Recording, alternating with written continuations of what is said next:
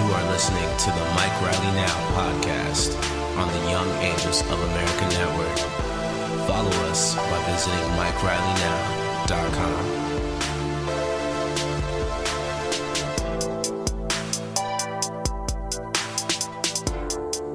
All right, and welcome to the Mike Riley Now podcast. I am your host, Mike Riley.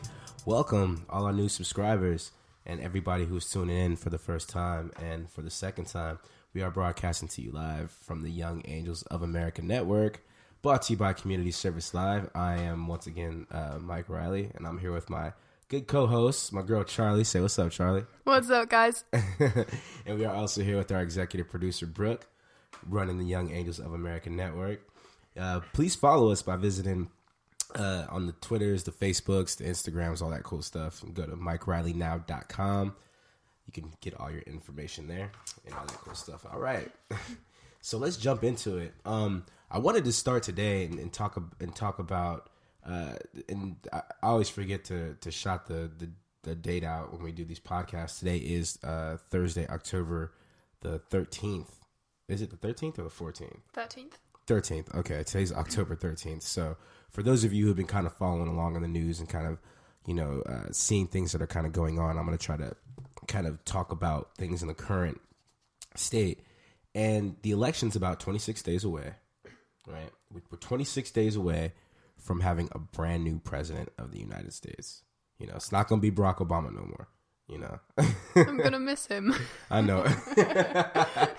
I think everybody's going to miss all those people that hated Barack Obama and said the country was coming to an end.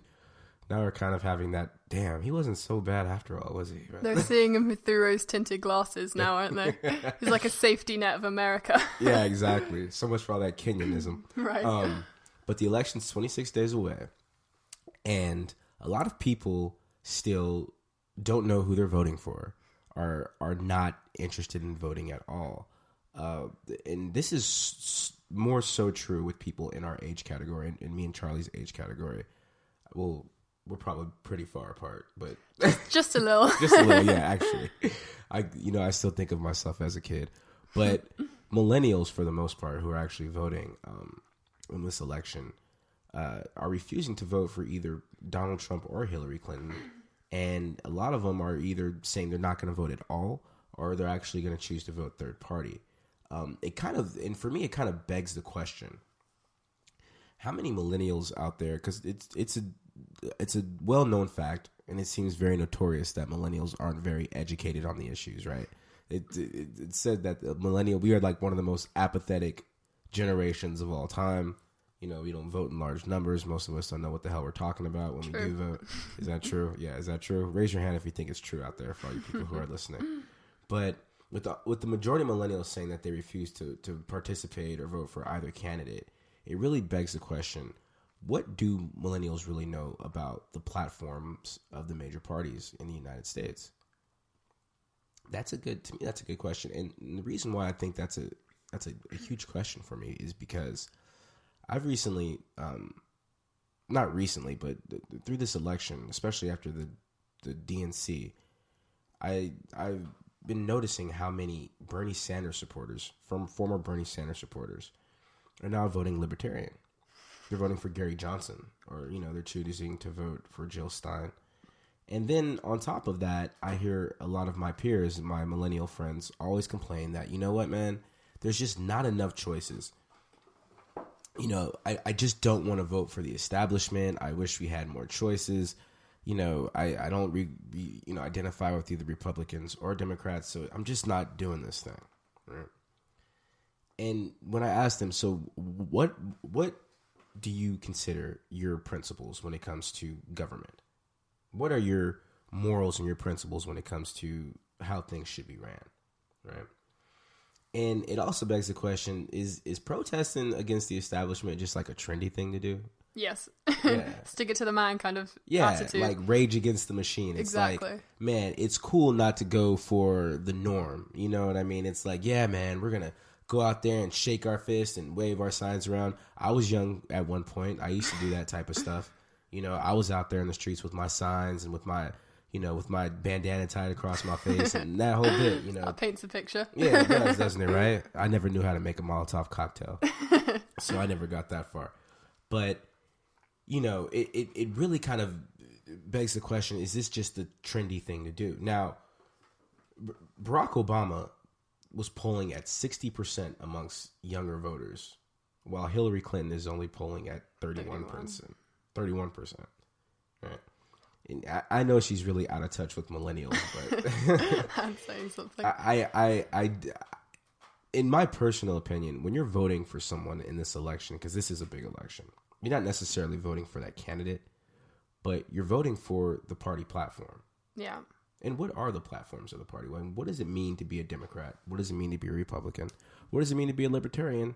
And what does it mean to be a green person? And on top of that, for all of you people who say there's just not enough choices on the ballot, me and Charlie looked it up. There's got to be about 120, 40 some odd people running for president. There are an insane amount of people. Yeah. Just look it up. Look it up. Look up how many people are actually running for president. And then think twice when you say you have two choices. Yeah, you definitely have more than two choices. We just know only one of those two choices is going to be president. Yeah. So let's break this down a little bit. Let's talk about revolutionary theory in the first place, right? I mean, the idea of revolting against the system is very American. This is American. Incredibly. American is apple pie, right? Yeah, I mean, it's very America. Yeah. America. Coming from a British person, it's incredibly American. Yeah, it's very American of us, I mean, our country was birthed in the idea of revolting against the norm, against the monarchs. That's what the American Revolution was, right? It was the colonists saying we're doing away with this old system of government, which is based upon hereditary bloodlines, which is how human beings have been since damn near the beginning of time. For some reason or another, have been categorized into that. We evolved in our social structures. We evolved into eusocial structures, kind of like ants and termites and things like that, right? Yes. They have kings and queens or whatever. Queens, hives. Yeah, that type of. And we said no more of that. We can self-govern to a certain degree. And revolting against the system is something that happens so often that was such a big deal. It sparked other revolutions around the world. After that, of course, were the Napoleonic Wars, the Haitian Revolution. So this idea of having a revolution against the system, no matter what, I think is just an old American practice. And I think that's one of the reasons why a lot of people get caught up in it without actually understanding the issues or understanding the platforms of the party. And now let's talk about what does it mean to actually be a Democrat, a Republican, or anything else to that matter. So let's start with the Libertarian Party, for example, right? Now, I'm going to go on the record and say, in my own theory, right, I personally think the two major third parties, I should say, which are Libertarian and Green Party, happen to be extremes of the other two parties, right? Yeah, so, I see that. Think about like the Libertarians, I think, are just a more extreme version of the Republicans. Yes. Right? So what does it mean to be a Libertarian, right? So Gary Johnson is running on this platform, and this is where I don't understand about Bernie Sanders supporters. Gary Johnson is running on a platform, and this is what Libertarians think, where he wants to repeal, he's pro-TPP, right? He believes in completely open trade. He doesn't want to overturn Citizens United. And matter of fact, Gary Johnson thinks Citizens United is a good thing. He says that the only thing we need is just transparency, but people should be able to use their money as free speech, and corporations should be able to be seen as people. He is socially liberal on a lot of issues. Like a lot of millennials like him because he wants to legalize pot and prostitution. Yay! Woohoo! Let's get high and get laid. That's awesome, It's our dream, guys. That's what I'm talking about. But let's talk about how Gary Johnson wants to legalize it. He wants to decriminalize it on a federal level. But on a state level, he wants states to be able to do whatever they want. So at the end of the day, it's like you may not be able to get locked up by the FBI for slinging pot, but the state police can still lock you up. Which defeats the purpose entirely. Gary Johnson and the Libertarian Party, from an economic standpoint, believe in this free market, this idea of a free market where, for example, if I want to open up a store and sell tainted meat, and I should be able to do that without the government coming in and telling me, well, we got to inspect your meat and we got to make sure that you're safe. And if somebody gets sick and dies from eating my tainted meat, then they should just sue. They believe in privatizing Social Security, privatizing our school system, privatizing our healthcare system, things of that nature, right? And that is really now, if you really think about that, is that something that you agree with out there, listeners? Let's talk about the Green Party, right? Kind of more of an extreme version of the Democratic Party. Very much so, yes. Right? Really into the social issues, right? Yeah. All the LGBT social rights, justice. social justice.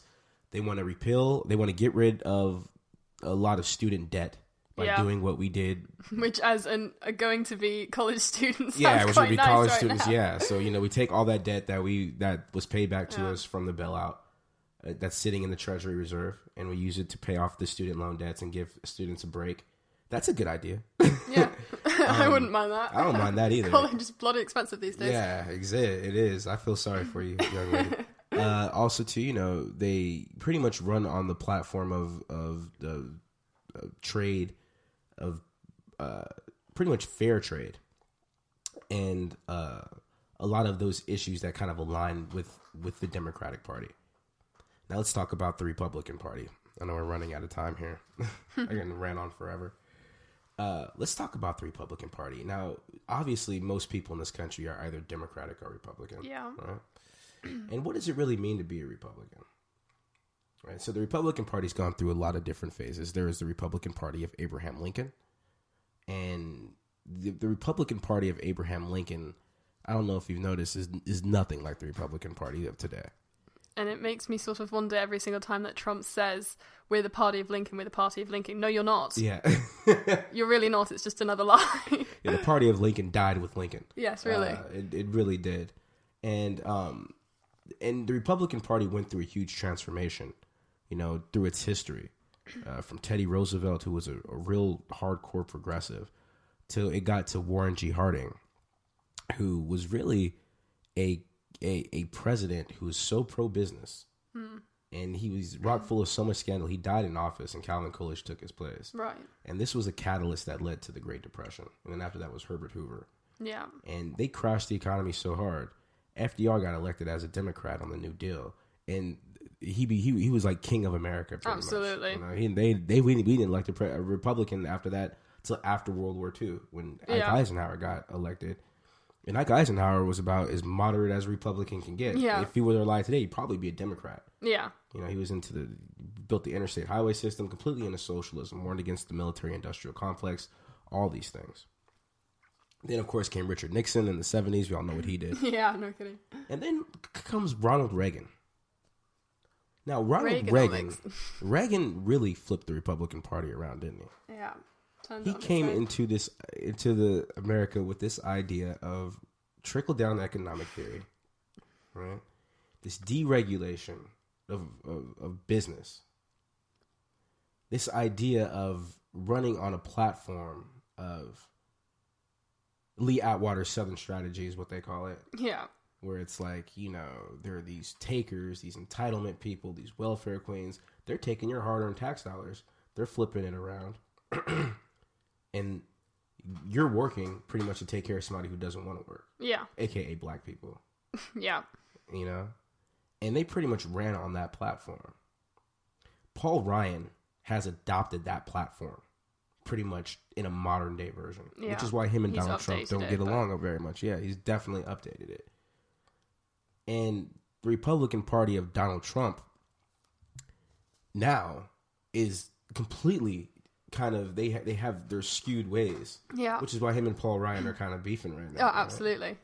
Paul Ryan doesn't want to come out and say, because Paul Ryan wants to privatize Social Security. Yeah. Donald Trump says he's not touching Social Security. Donald Trump better not touch a lot of things, to be honest. Yeah, right? All those sexual harassment allegations. He better keep his tiny hands to himself. Seriously. These days, right? But and on trade, Donald Trump was against the TPP. Yeah. Right? He's against NAFTA. These are all things that Republicans... That's the one thing Republicans have had Democrats' backs on. Yeah. Are these trade deals, right? When it comes to LGBT issues, Donald Trump is not your average Republican. No. And it kind of shows that Donald Trump really got the nomination for Republican nominee for president of the United States by running on Democratic kind of a platform or democratic principles, which we didn't get a chance to get to. So you know what they are. Come on. We'll definitely discuss them in our next show. We'll be right back. This is the Mike Riley Now podcast. You are listening to the Mike Riley Now podcast on the Young Angels of America Network. Follow us by visiting MikeRileyNow.com. All right, and welcome back to the Mike Riley Now podcast on the Young Angels of America Network, brought to you by Community Service Live. It is on MikeRileyNow.com, and it is time for our news of the week. I'm gonna have my little news music playing here in the background pretty soon. It's gonna like. All right. Our first story: Wells Fargo CEO John Stumpf resigned in the wake of the bank scandal. This is according to the Huffington Post. Wells Fargo and co-veteran chairman and chief executive officer John Stumpf abruptly departed on Wednesday, bowing to pressure over his sales tactics that damaged the bank's reputation and put Wall Street in renewed scrutiny. Senator Elizabeth Warren was putting the pressure on this man to step down. She even went as far as to say, "How come you're not going to jail for what you did?" Gotta love Elizabeth Warren. I love her too. You should have seen her. and for those of you who don't know about the Wells Fargo scandal, they pretty much opened up a bunch of fake accounts. The employees did to hit their quotas, to meet their quota minimums, so they can get those big bucks. And the CEO tried to act like he was completely not guilty, but but Elizabeth Warren was like, "You're complicit and you need to step down." Way to sock it to the banking industry for screwing people over, Elizabeth Warren. We commend you. Absolutely. All right, our next story, according to the Washington Examiner, or not just the Washington Examiner, but a U.S. judge, District Judge Mark Walker in the state of Florida, extended voter registration deadline until October 18th. This is after Rick Scott refused to extend the voter registration deadline due to Hurricane Matthew in the state of Florida. Rick Scott is the governor of Florida. He's a Republican governor of Florida. He's incredibly charming, guys. Oh, I mean, fabulous. He's one of the best. Such manners on him. He did not want to extend voter registration, even though people couldn't leave their house or physically get up to go register to vote. He's been known for his voter registration or his voter suppression tactics. So, and it took a bunch of Democrats having to get together to say, you know what, that's not right, Governor Rick Scott. And Governor Rick Scott, that's not right. You should have extended voter registration. What's up with you, man? Seriously, you can't control the weather, mate. Yeah, man, you can't control the weather. I personally think voter registration should be extended all the way until the day you have to vote. Absolutely. There shouldn't be a deadline until the actual day. Right. Of voting, because otherwise it's just pointless. Yeah, I mean, and in some states like Oregon, they have automatic voter registration, which is amazing. Awesome. I think Hillary Clinton was talking about that when she first started running for president. She doesn't talk about that much anymore, but we should do automatic voter registration. All right, and last thing for all you geeks and nerds out there, Amazon could expand its grocery business with convenience stores and curbside pickup. This is according to ZDNet. Amazon is planning a line of small grocery stores known internally as Project Como, according to the Wall Street Journal, in an effort to boost its Amazon Fresh grocery delivery service. Now, I don't do the Amazon grocery thing. Oh, I do. You do? It's kind of sad how excited I am about this. Wait, so do you get the groceries that day? You get them sort of within 24 hours, yeah. For real? You can order like anything on it. Anything. My mum just did it because I'm young and can't order my own groceries. Sad face. God knows that'd be filled with ice cream though. But yeah, it's about Amazon Fresh. It delivers it fresh to your door and within 24 hours. And wow. Now, I'm like one of the worst grocery shoppers in the world. Like, I'll be that person that goes in the grocery store for one thing and I'll be in there for like 45 minutes. Yeah. And I remember the other day I was at the grocery store. I was like, yo, I'm going to have like an Italian meal tonight. Mm-hmm. So it took me like 45 minutes to get pasta, mushrooms, sauce. You know what I mean? I don't make sauce from scratch, people. I don't do that. I get it out the jar. You get your Prego kind of stuff. I get the Prego, baby. But I make everything else from scratch. Well, not from scratch, but I cook it semi-scratch. Right. And it took me all day just to do that. And by the time I got all this stuff for the pasta, I was like, I don't even know what else I want to eat. Yeah. Yeah, it's pretty sad. So I mean, who doesn't want to get the groceries in their sweatpants, in their beds? I personally think the internet's going to just destroy people leaving their homes altogether. Completely. Yeah, it's going to be a wrap for it. Completely. I mean, heck, how are we communicating with you right now? It's exactly. we're not even doing that. All right, y'all. We will be right back. This is the Mike Riley Now podcast on the Young Angels of America Network. to you by Community Service Live.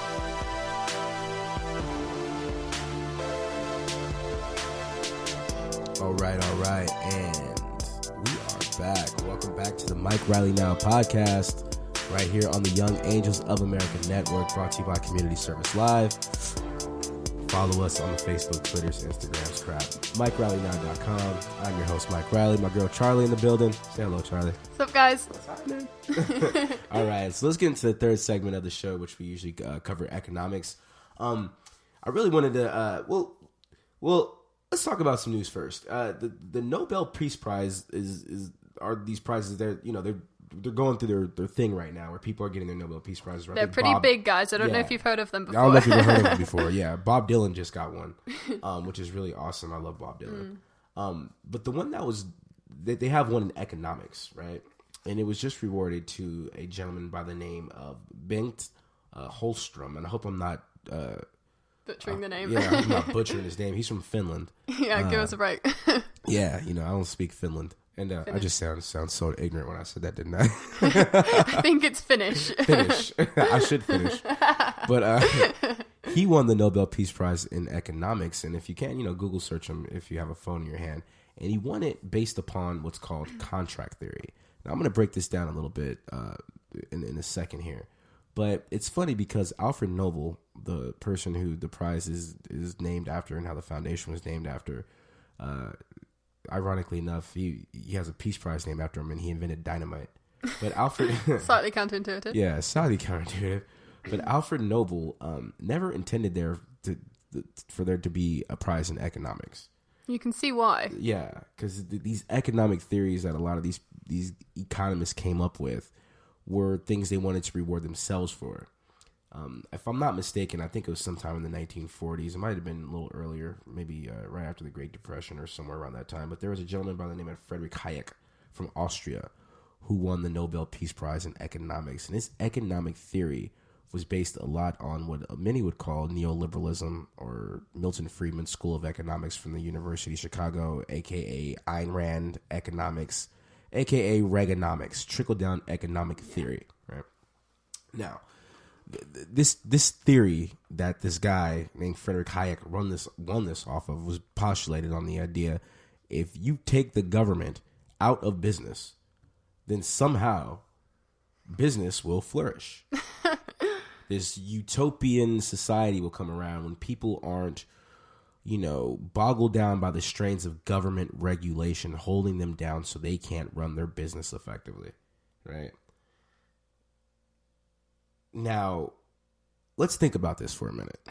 Let's think about this for just a second. Put it logically. Yeah, let's break this down logically. Now, in a sense, most people have this idea in their mind where I don't want the government telling me what I can and cannot do.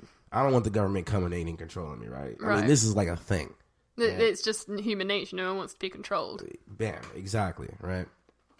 And especially by government, because that's such a dirty word. It's sometimes. Like your overbearing parents telling you can't go do something. You're gonna want to do it, even if you didn't initially want to do it. You're now gonna want to do it. Exactly. You got to rebel against the system. Exactly. Right? So when people say I don't want the government in my business. All up in my business. What does that really translate to? I have this theory where I think a lot of these people don't like government for the same reason criminals don't like law enforcement. It's because you can't get away with doing whatever you want. Yeah. But there's a reason you can't get away with doing what you want. Whatever you want. Now this theory, this laissez-faire theory, this trickle-down economic theory of taking the government out of business and letting the market simply decide how the economy is going to flourish, is simply postulated on a belief system that isn't necessarily rooted in anything factual. And I'll tell you why. I'll give you an example, right? Let's say, for instance, me and Charlie here wanted to open up we started a farm where we grow watermelons and squash, right? And we wanted to set up shop selling our watermelons and squash on the street corner. Of course. Right there, outside on the front of on the sidewalk, right? So we get our stuff. We open up our watermelon shop. We don't tell nobody. We don't tell no government. No, it's secret watermelon shop, guys. Yeah, we just say, it's all right, We can do whatever we want. We're opening up this damn watermelon stand. We start selling watermelons on the side of the street for $1 a pop and squash for $2 a pop or whatever. Good deal, guys. Good deal. And people are doing their thing and we're making some money and people are buying. Yeah. And all of a sudden this government guy comes in and says, hey, do you have a business license to do this? Dude, who gave you permission to do this? Oh, hell no. Is the government trying to come in here and tell me I can't run my watermelon stand? Yeah, I can't grow my own watermelons. Yeah. Just These sell are them to my people. damn melons, guys. Yeah, what the hell? Oh, no. And I'm making my own money. Forget that. Right? Now, what's the purpose of this government regulation to our watermelon stand? What do you think? I'll tell you, right? When people hear things like the government's coming in and regulating a specific thing, what government is it that they're talking about? Who is the government? The government is the people. You're the government. The people You're restricting yourself. Yeah, pretty much. You're pretty much telling these people, because what is it about your watermelons and squash? Are your watermelons and squash safe? Or are they full of pesticides that are going to kill people when they eat them or make them sick? Well, we have an FDA for that, right? Yeah. Well, it's just like, would you, if you were going to buy something and you looked at it and you're about to put it in your mouth and you saw that it wasn't approved, right? That it had not passed its test or it had not been checked, you're going to throw that thing in the bin immediately. You're not going to trust it. Or what if you're sold about a snake oil? You're sold something. What if I sold you sugar that was laced with ricin and you didn't know there was ricin in it? Ricin's an odorless, colorless poison that you can't taste or see, and you won't know until it kills you. Yeah, exactly. But if there's no government regulating that, then the only time that you will get put to justice or whatever is after someone's already been killed. Bam. So why not just prevent that from happening and deal with a little government in your life? Or let's say, for instance, you wanted to hire some employees at our watermelon stand. Is our place safe for people to work? Are we paying them a fair wage? Is our building up to code? Is there places for people to use the restrooms? Is there clean water to drink? What are we doing with our waste to get rid of our waste? Are we just dumping it in the ocean there? So people are dumping it in our water supply so people can get contaminated? And what about paying taxes? What about the stuff, we're using we're using public property to set up our watermelon stand. Shouldn't we contribute to that public property? Absolutely. It's rather speechless, to be honest, because you never really think about it until you put it in perspective of your own business, the place that you work, right. And just think, if this place where you work or whether you own a business, whether it's large or small, if you didn't have government regulation, let's say you work for minimum wage, right? Without government regulation, there is no minimum wage. Exactly. It's gone. You could get paid pennies, and that would be okay. That would be legal. That's how it used to be. Yes, it did, absolutely. Until they created minimum wage for that exact reason, so that you could survive off your wages.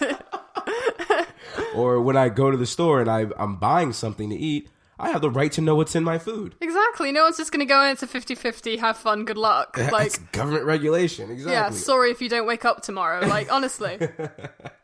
Or consumer protection in the financial industry. A lot of people argue that the financial industries need to be deregulated. This is a big Donald Trump playing card, right? We need to deregulate the financial industry. Wasn't deregulating the financial industry what led us to the crash in 2008? Letting the banks just do whatever the hell they wanted? They can give people predatory loans with bad credit. They can start selling these loans and gambling on people's IRAs and gambling on people's savings, and it completely crashed the economy. We've seen with our previous weekly update, News of the Week, what happens with banks when they do things that are not okay. Right, exactly. No regulation. Wells Fargo is a completely perfect example. That just goes to show you what would have happened had there not been a consumer protection agency in the federal government. This would have continued to be perfectly normal, and suddenly you're stuck with a big fat debt of $20,000 or whatever, and there's nothing you can do about it. Or somebody can set up a factory right across the street from a school and spew chemicals in the air and poison the water, and without government regulation, there's nothing you can do about it unless you try to sue. But how are you going to sue a big corporation when you're a small cat? You don't have big lawyers like that. Seriously. Think of the schools, guys. Come on, I'm in one. Thank you. Think of that. Think of me, guys. Somebody please think of the children. Think of the children. And like I said, these are Milton Friedman, University of Chicago, Ayn Rand economic theories based upon deregulation. In contract theory, the theory that just won the Nobel Peace Prize completely goes against it, by the way, in a strange twist of irony. Go ahead and look it up. It's pretty interesting. All right, so that is our show for today. I want to thank you all so much for subscribing and tuning in. This is the Mike Riley Now podcast on the Young Angels of America Network. We will see you all next week. Thank you so much, Charlie. No thank you so much, see Brooke. You guys next and thank week. you all.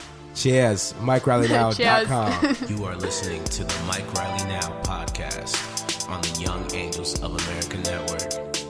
Follow us by visiting MikeRileyNow.com.